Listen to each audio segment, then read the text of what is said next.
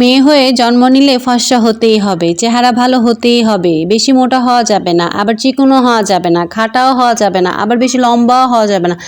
একদম পারফেক্ট হতে হবে। বাবার প্রচুর টাকা থাকতে হবে, সব কাজ পারতে হবে, মানে এক কথায় একের ভিতর সব গাইড হতে হবে। এর মধ্যে কোনো একটা যদি কম হয় তাহলে মেয়ে হয়ে জন্ম নেওয়া ভুল হয়েছে। কি সুন্দর জীবন, তাই না?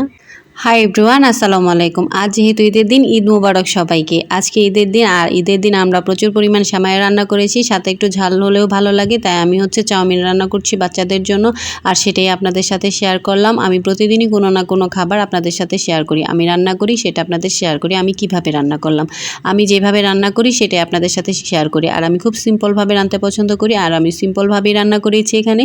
যদি আপনাদের ভালো লাগে আপনারা এভাবে রান্না করতে পারেন। ঈদের দিন প্রচুর পরিমাণ সেমাই খেতে হয়, নিজের বাসায় তো খেতে হয়, অপরের বাসায় গেলেও খেতে হয়, তাই প্রচুর পরিমাণ মিষ্টি খাওয়ার পর তখন আর ভালো লাগে না, তখন একটু সেমাই বাদ দিয়ে যদি একটু নুডলস খাওয়া যায় তাহলে ভালো লাগে। তো আমি আজকে চাউমিনটা রান্না করেছি, এটাই আমি ট্রাই করেছি, আর এটা খুবই মজা হয়েছিল। আমার কাছে তো খুবই ভালো লেগেছে, বাচ্চাদের কাছেও খুবই ভালো লেগেছে।